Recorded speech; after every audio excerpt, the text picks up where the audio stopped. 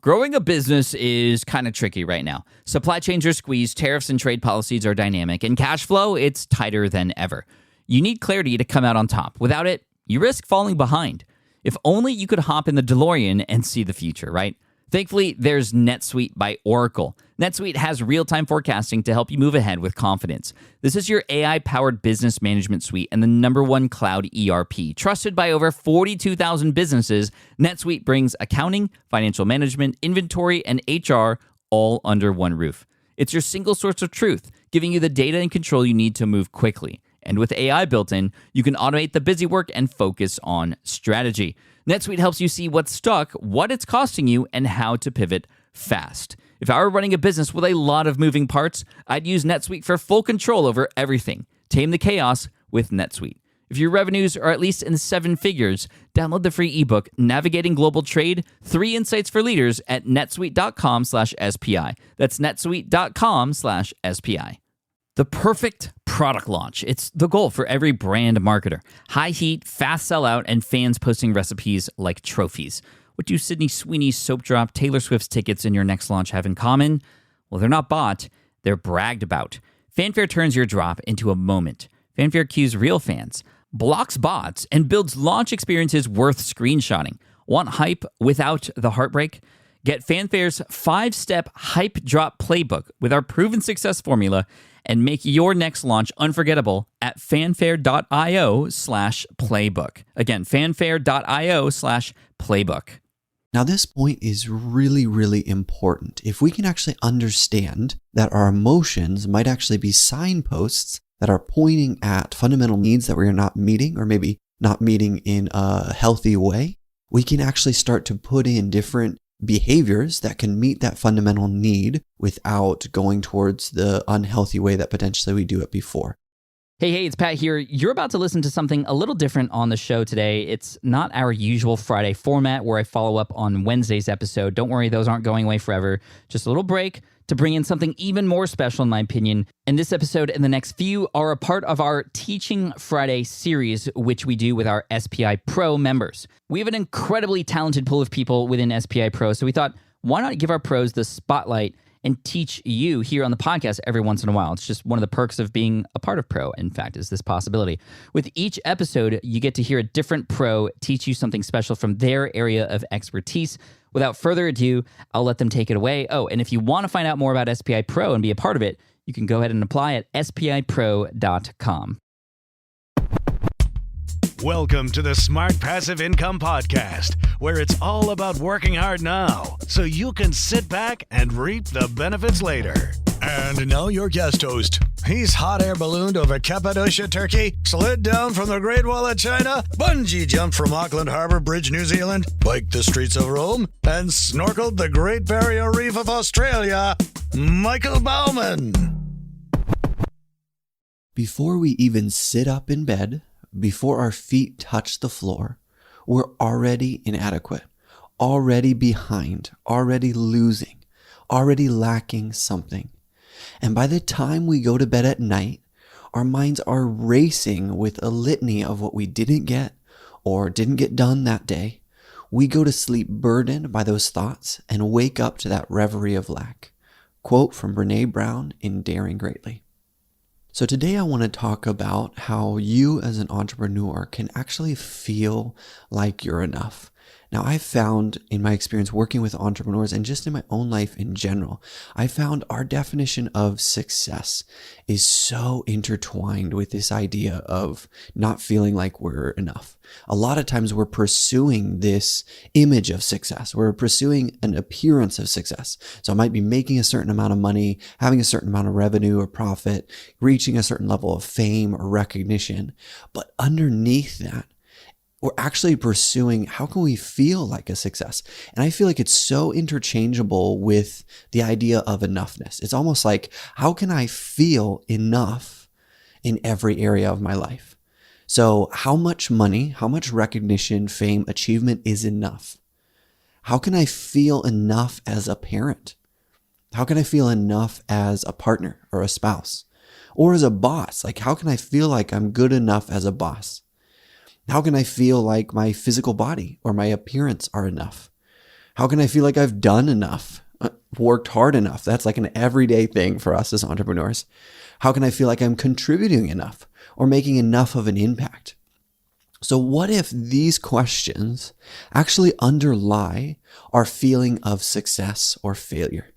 And this fundamental feeling of lack drives us as entrepreneurs to create massive empires of accomplishments to fill this void. But somehow, no matter how much we achieve, we're still left not feeling enough. And the problem with enoughness is it's an internal problem that we actually try to solve with external solutions. So what can we do instead? How can we feel like we're enough? Well, the first step is to become aware of when you don't feel like you're enough. So then you can begin to notice all of the patterns, the trends and stuff that may be contributing to that feeling. So I want to begin with creating a not enoughness list. So I want you to list the top 3 to 5 areas of your life where you just, no matter what you do, you just never seem to feel enough. And some categories you can use to think about this, if it's beneficial for you, you can think in the areas of physical, so your health and your body, the areas of emotions. So it's maybe like, I never seem to be able to handle my anger or process it well. And then you have the areas of mental categories. So productivity, never feel like I get enough done. Learning, never feel like I always have that imposter syndrome. Maybe it's financial, maybe it's business. No matter how big my business grows, it never is enough. Maybe it's relational. Like I just never feel good enough as a father or as a spouse. Or maybe it's just your contribution. You're like, I'm not contributing enough. I'm not doing enough. So those can be helpful frameworks for you to think about this, but I want you to start and just think about the top 3 to 5 areas of your life where you feel like you're not enough. Now what I want you to do is I want you to recall in your mind in as much detail as possible a recent moment where you felt like you were not enough. So where were you? What were you doing? What were you thinking about at that time? What were you feeling physically? Like in your body? What were you feeling emotionally? What time of the day was it? And then who is around you? Or maybe you're alone. What did that look like? So while we tend to view our behaviors and our emotions as kind of these spur of the moment things, they just come out of nowhere, right? In reality, they are intricately linked with our environment, the thoughts that we're having, the routines that we have around us, even the people that we're interacting with. So what I want you to do in a non-judgmental way, ask these questions to notice some of the patterns, some of the behaviors that may be contributing to that feeling of not enoughness. So the questions again are, where were you?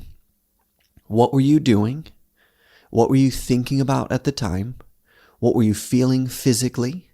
What were you feeling emotionally? What time was it? And then who is around you? And these questions are incredibly powerful as an awareness tool in any area of your life. So you can take any emotion that you're feeling, any behavior, maybe it's a behavior that you don't really like, and filter it through these questions and get an idea of what are some of the things that may be contributing. And then once you have that very clear picture, you're visualizing this very clearly in your brain, I want you to backtrack in your mind maybe 1 to 2 hours before that you remember not feeling enough, and ask yourself that same set of questions. And then just keep going back, maybe it's a couple of days even, to include any relevant data that you think would contribute to that. And what this starts to do is you start to notice there might be specific environments or maybe specific people that trigger this feeling. You're looking for these triggers. It might be a specific thought pattern. Like when you have this thought, then it always triggers not feeling like enough. Or maybe there's a memory that does that. Or maybe it's a specific activity or a specific time of day, right? Maybe you're surrounded by a bunch of entrepreneurs that, on the outside appear more successful than you. And so you always feel like you're not enough. So this is a really powerful tool to help you notice some of these triggers and patterns that contribute to you not feeling enough. And then as you're doing this awareness exercise, I want you to actually pay special attention to where the feeling of not enough actually shows up for you in your body. So maybe it's like tensing in your neck, maybe it's shoulders, tightness in your chest, clenching your jaw. Where do you actually feel that in your body? So at this point, some of you guys might be wondering what in the world this has to do with entrepreneurship.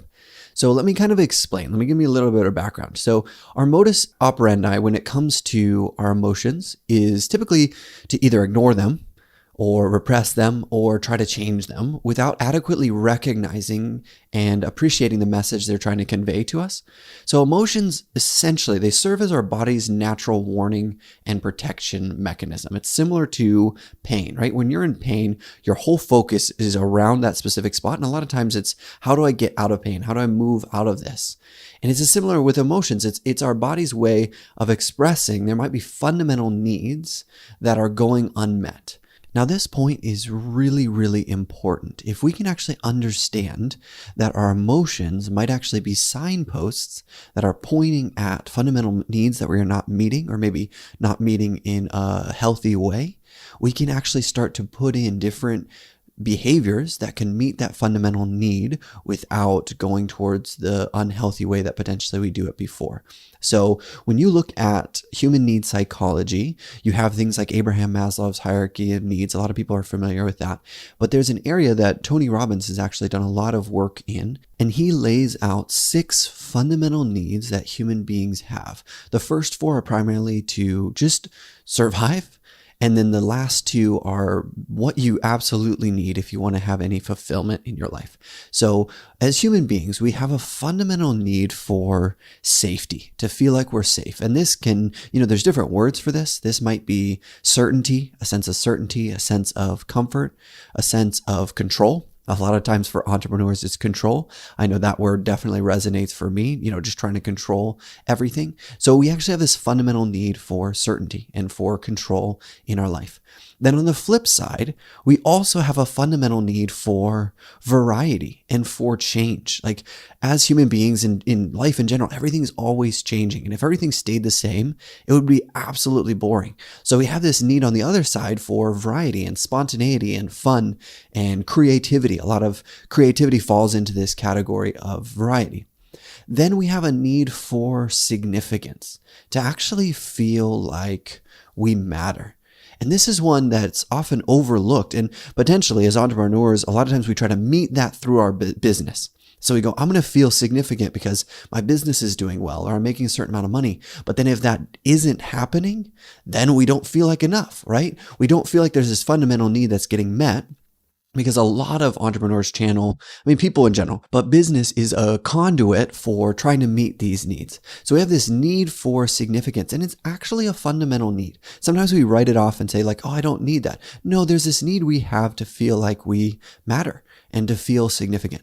Then the fourth one is a need for love, a need for connection, a need for belonging. And it's important to note with this one, it's actually internally and externally as well. So we have a need to connect with ourselves on a deep level, and then also connect with other people and be a part of social groups. So those first 4, the need for safety and certainty, the need for variety or change, the need to feel significant and to feel like we matter, and then the need for love and connection, both with ourselves and with other people. These are fundamental things that everybody needs just to survive. Then the next 2 are ones that are absolutely essential if we're looking at feeling fulfilled. And that's the needs of growth, feeling like we're actually growing and that we're actually developing, we're improving. And then the need for contribution or making an impact, or feel like we're giving back and contributing in some way. And those 2, growth and contribution, we need those 2 to feel fulfilled. So what you want to do when you feel this sense of not enoughness, one, we can look at it as a signpost and go, what fundamental need do I have that I'm potentially not meeting, or maybe meeting in a way that might not be as healthy or as positive? And I can actually use the feeling of not enoughness as a signpost or a trigger to think about what fundamental need I'm maybe going unmet. So it's important to look at these fundamental needs and just ask yourself the question, how am I meeting the need for safety or certainty in my life? What does that look like? So basically, what has to happen in order for me to feel safe? What has to happen in order for me to feel in control, right? What has to happen in order for me to feel like there's enough variety and enough spontaneity in my life? And looking at the rules you actually have for this, like I only feel safe, or I only feel like I matter, or I only feel enough, right, if my business is hitting this certain amount of revenue. Oh, interesting. So we can actually start to look at these rules that we have undergirding how we meet these fundamental needs. And then you have to ask the question, how often does this have to happen for me to feel like I'm enough, for me to feel like I matter, or to feel like I'm not alone, whatever one of those needs that you're looking at meeting. And then looking at what are some of the potentially unhealthy or less positive ways that I'm using to meet these needs. So that's where a lot of times the behaviors that we don't like, or our addictive behaviors and stuff, they're meeting these needs. There's a way that we go about meeting these needs, but in a way that might not be the healthiest for us. So this also allows this tool to be a window into some of those things. And then we can look at, are there ways that we can actually meet these needs for certainty, for variety, for significance, love and connection, growth and contribution in ways that are actually healthier for us. And we can almost bypass the behaviors that we typically use to meet those needs. But it all starts and comes back down to that awareness. So that's why that awareness tool, those questions at the start, is so important to get an idea of what triggers this need, and then to look behind it into what fundamental needs you have. And then Tony Robbins follows this up with an exercise called the highest intent exercise. So a lot of times we view, again, these emotions like they're bad. We try to repress them or ignore them, pretend that they're not there. But really, those emotions, we can look at, there's a positive intent behind it. So what you can do is you can actually just sit with that emotion, feel where you're feeling it in your body, and then ask it, what are you trying to protect me from? So it's there for a reason. What are you trying to protect me from? And see what it says, right? And then you can follow that up with a question. If I was completely and totally protected, what would be even more important than that? And for a lot of people, it might be to actually feel loved, to feel, again, like they matter or like they're significant. And you can ask that question again. You can go, if I felt completely loved and I felt like I completely mattered, what would be even more important than that? And at this point, this might be different for different people, but at this point, it might be, now I actually want to give that love to other people. Like if I feel totally loved and totally protected, maybe I actually want to make the people around me feel like that, right? And then you can follow it up and you can just continue going. Like if I was completely and totally making everybody around me feeling like they were totally loved, totally protected, what would be more important than that? And for different people, it might be a connection to God. It might be a connection to the universe. It might be a dissolution of self, right? There's different avenues that people would go on that. But very quickly, you can use the emotion that you're feeling and get to a lot higher intent, a lot higher purpose that lies behind that. Then you can bring that purpose down from that 10,000 foot level back into your emotion. So you can say, I'm going to bring that connection with God, or I'm going to bring that connection with the universe, or that oneness with everything, right? I can bring that back down into loving other people. How would that change how I express that love to other people?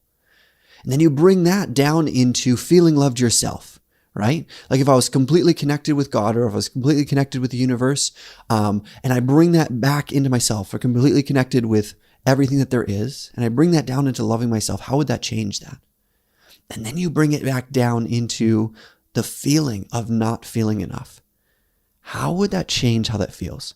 Now, very quickly, in the span of just like a couple minutes, you can see how using that feeling of not enoughness can actually be a trigger that you can use to go to a lot higher intent and purpose and actually bring that back into the feeling. So instead of pushing it away, instead of repressing it, you can use it as that trigger. Now, what if I told you that since you were a kid, you've actually been measuring your success incorrectly?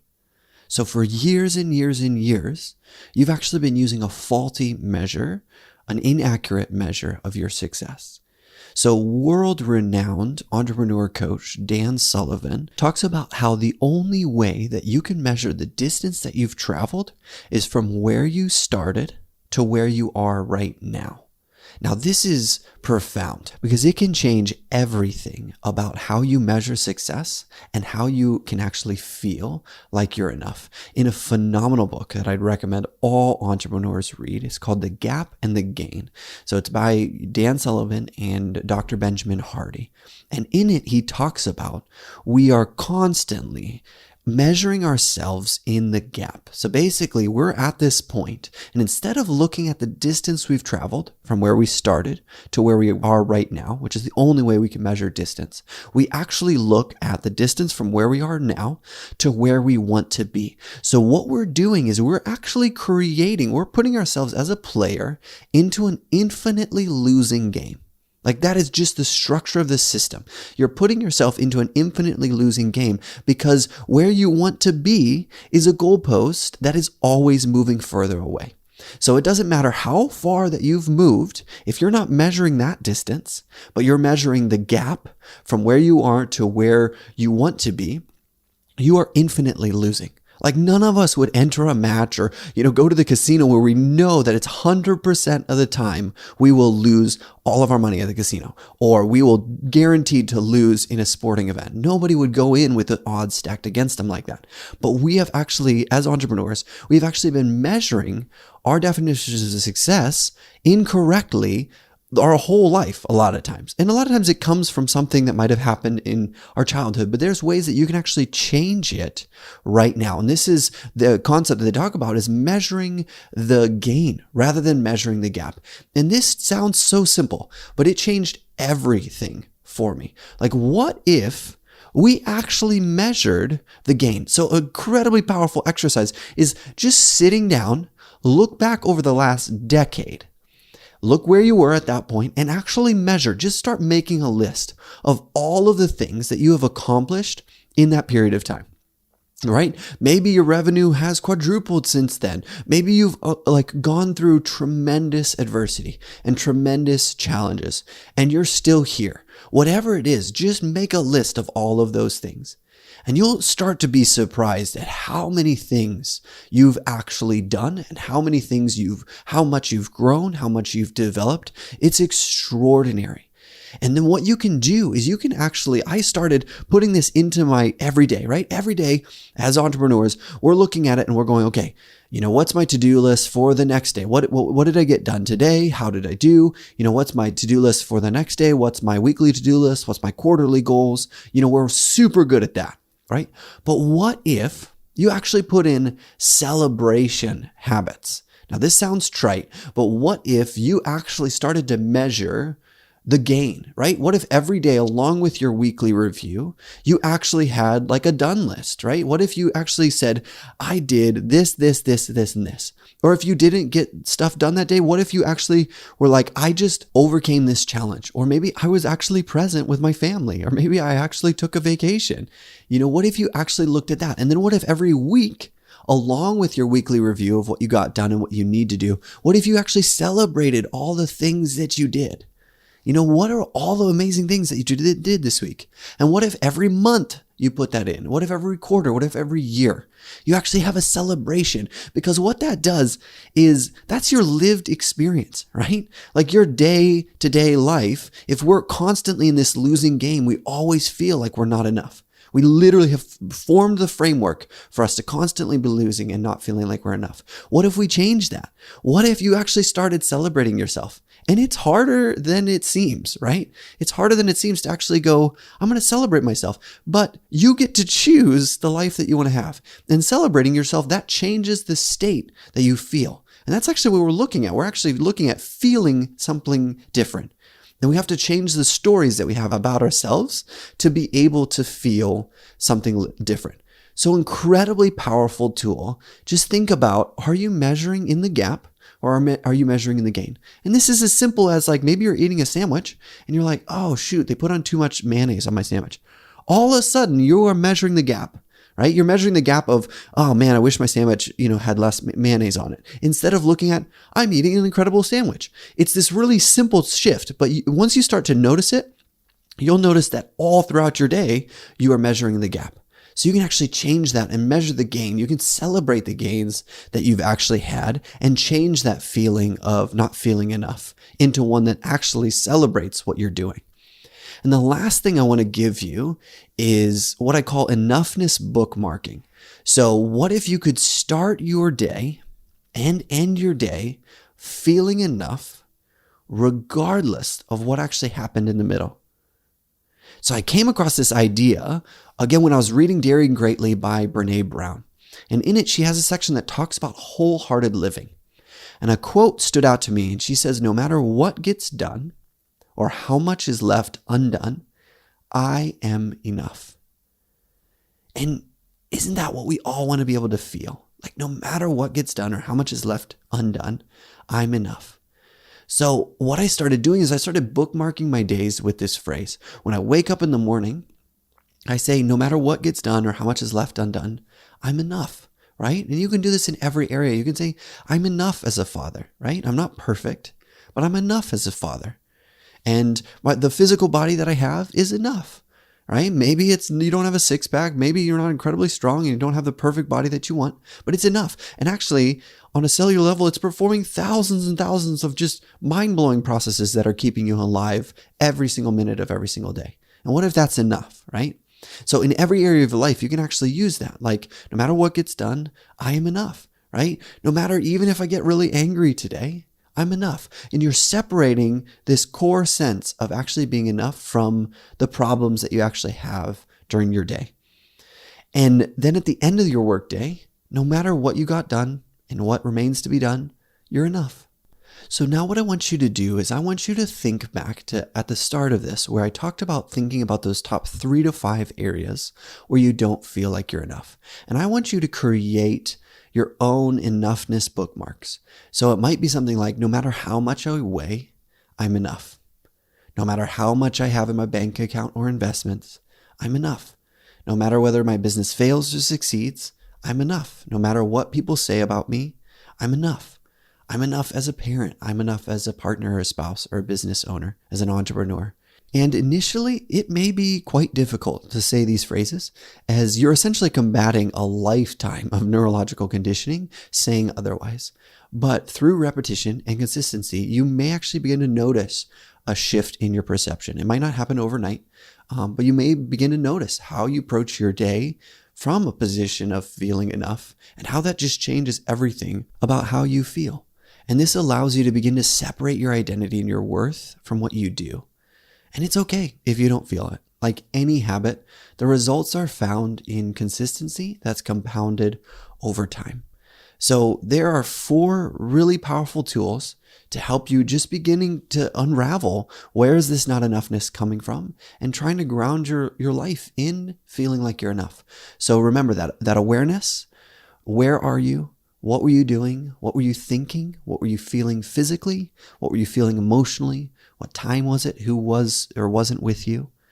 Then you have that fundamental needs, actually asking, what fundamental needs am I trying to meet? Am I trying to meet a need for certainty or for safety? Am I trying to meet a need for variety or significance or love and connection or growth or contribution?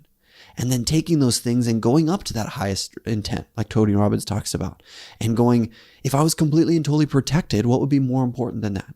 If I was completely and totally loved, what would be more important than that? And ladder up to what is your highest intent and what is your purpose, and using your emotions as a signpost for that. And then start changing the way you measure success. Actually measure the distance you've traveled. Put in consistent habits in your day, in your week, your month, and your year that celebrate the things that you have done and put you into that gain. And read The Gap in the Gain by, Dan Sullivan and Dr. Benjamin Hardy, because it's amazing.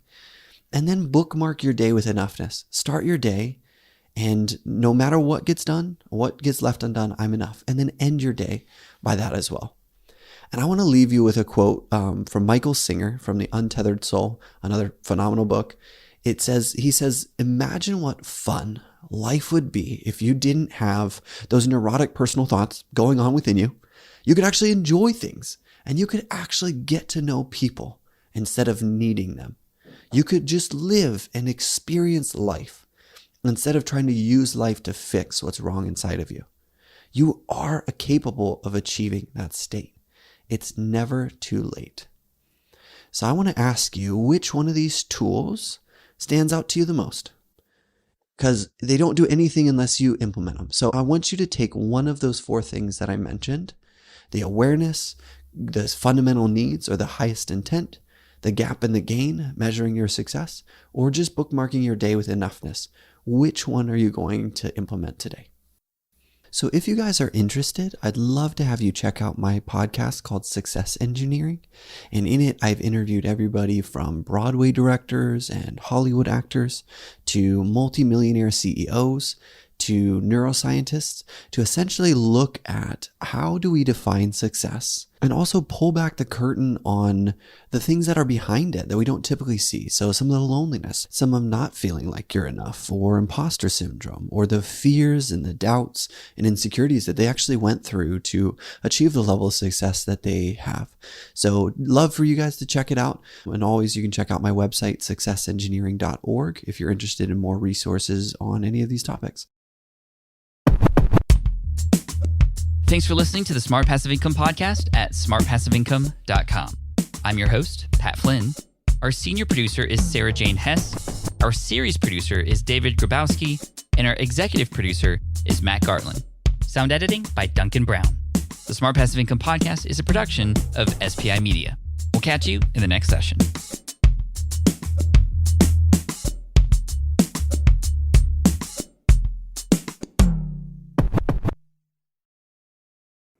More people dream about building their own business and being their own boss rather than retiring early.